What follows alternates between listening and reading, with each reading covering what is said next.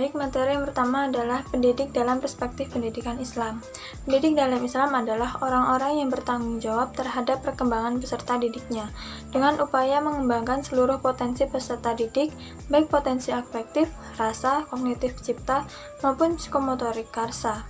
Pendidik memiliki beberapa tugas, diantaranya yang pertama, transfer knowledge atau menyampaikan ilmu, seperti mengajarkan tata cara beribadah kepada siswa dan siswi terhadap Allah Subhanahu wa Ta'ala. Yang kedua, manager of learning atau pengelolaan pembelajaran. Karena terbatasnya ruang dan waktu yang dimiliki antara siswa dan guru sehingga perlu adanya pengelolaan. Yang ketiga ada director of learning atau pengarah, fasilitator untuk mengembangkan potensi anak. Guru itu tugasnya menjadi perantara antara apa yang diinginkan peserta didik, bakat apa yang dimiliki peserta didik dengan fasilitas yang ada di sekolah. Yang keempat, planner of future society atau perencana masa depan, seperti menanyakan cita-cita pada peserta didik, lalu membantu, mengarahkan, atau membimbing peserta didik dalam menggapai cita-citanya. Selanjutnya ada karakter pendidik dalam perspektif pendidikan Islam, di antaranya ada ustaz, mu'alim, murabi, mursyid, mudaris, dan mu'adib. Ustaz adalah orang yang berkomitmen dengan profesionalitas yang melekat pada dirinya, sikap dedikatif, komitmen terhadap mutu proses, dan hasil kerja, setiap sikap continuous improvement. Yang kedua, mu'alim adalah orang yang menguasai ilmu dan mampu mengembangkannya serta menjelaskan fungsinya dalam kehidupan, menjelaskan dimensi teoritis dan praktisnya sekaligus melakukan transfer ilmu pengetahuan, internalisasi, serta implementasi atau amaliyah. Yang ketiga ada murabi, yaitu orang yang mendidik dan menyiapkan peserta didik agar mampu berkreasi serta mampu mengatur dan memelihara hasil kreasinya untuk tidak menimbulkan malapetaka bagi dirinya, masyarakat, dan alam sekitarnya. Yang keempat ada mursyid, yaitu orang yang mampu menjadi model atau sentral identifikasi diri atau menjadi pusat panutan, teladan, dan konsultan bagi peserta didiknya. Yang keempat ada mudaris, yaitu orang yang memiliki kepekaan intelektual dan informasi serta memperbarui pengetahuan dan keahliannya secara berkelanjutan dan berusaha menjelaskan peserta didiknya memberantas kebodohan mereka serta melatih keterampilan sesuai dengan minat, bakat, dan kemampuannya. Yang terakhir ada mu'adib, yaitu orang yang mampu menyiapkan peserta didik untuk bertanggung jawab dan membangun peradaban yang berkualitas di masa depan. Baik, kita lanjut pembelajaran yang kedua, yaitu proses belajar mengajar.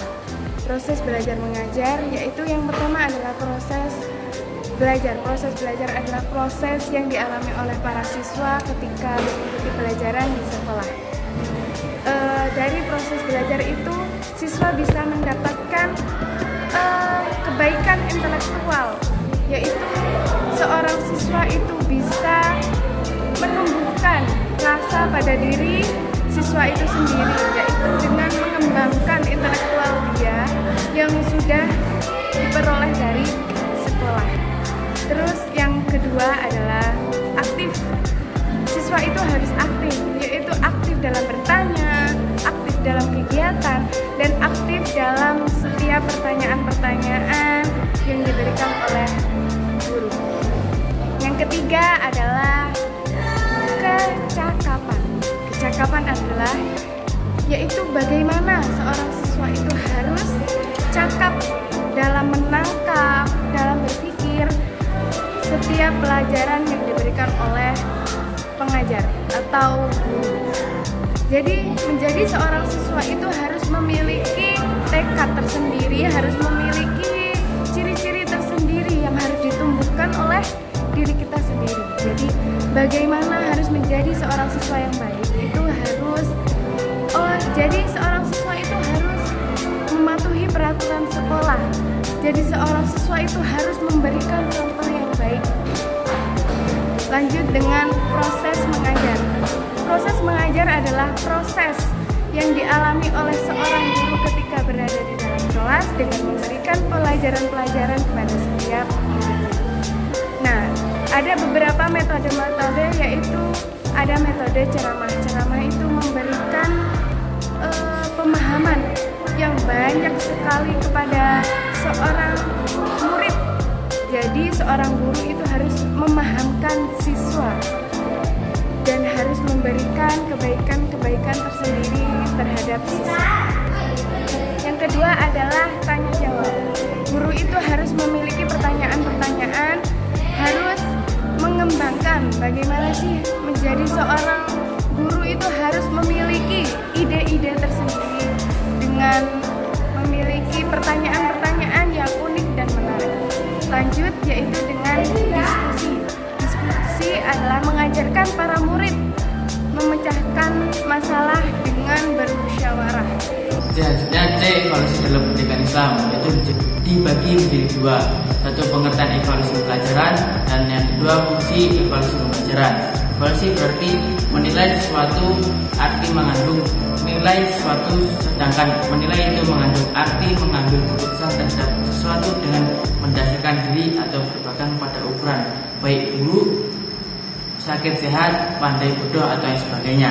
Evaluasi dalam pendidikan bertujuan untuk mengetahui kemajuan dan perkembangan serta keberhasilan siswa setelah mengalami atau melakukan kegiatan belajar mengajar jangka waktu tertentu. Proses evaluasi dalam pembentukan dalam berbentuk teks baik tertulis maupun tertulisan, lebar, pengamatan, pedoman wawancara, tugas rumah dan sebagainya.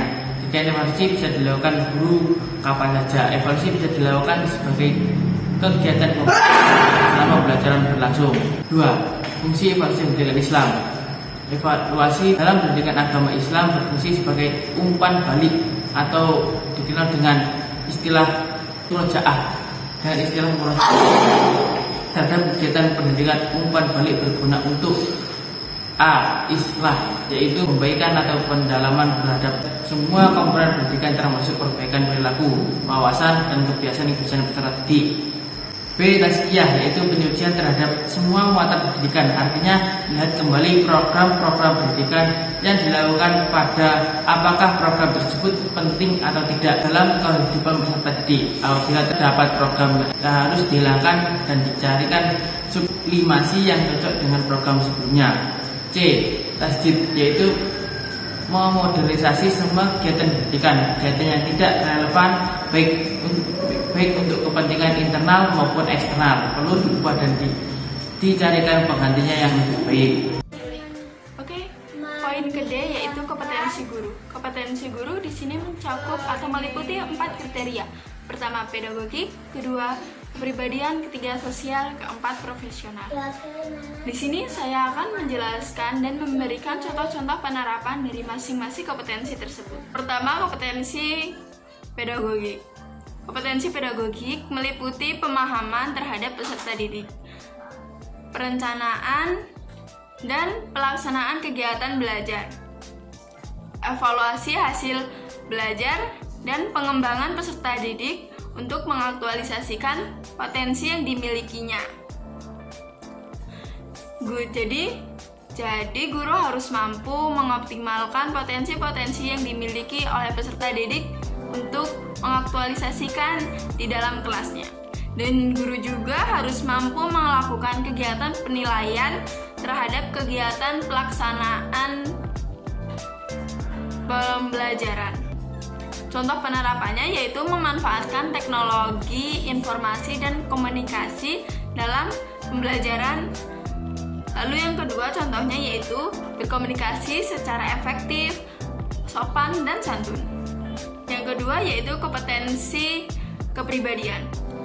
Di sini guru dituntut untuk membelajarkan kepada siswanya tentang kedisiplinan diri, mencintai buku, menghargai waktu, belajar bagaimana cara mematuhi aturan, dan belajar bagaimana belajar dengan baik.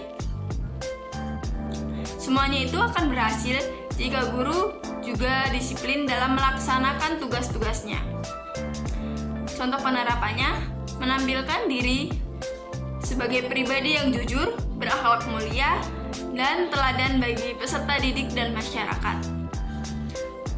Lalu yang kedua contohnya yaitu menampilkan diri sebagai pribadi yang mantap, stabil, dewasa, arif, dan berwibawa.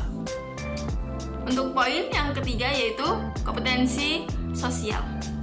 Di sini guru perlu memiliki kompetensi sosial karena di sini akan bercampur baur dengan masyarakat. Kemampuan sosial dengan masyarakat dalam rangka pelaksanaan proses pembelajaran yang efektif.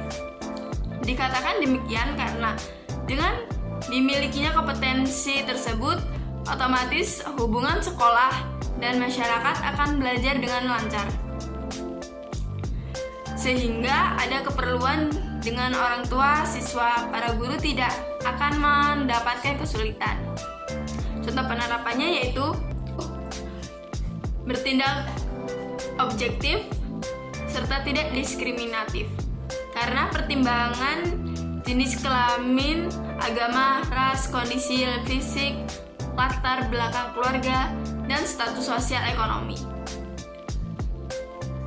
Lalu contoh yang kedua yaitu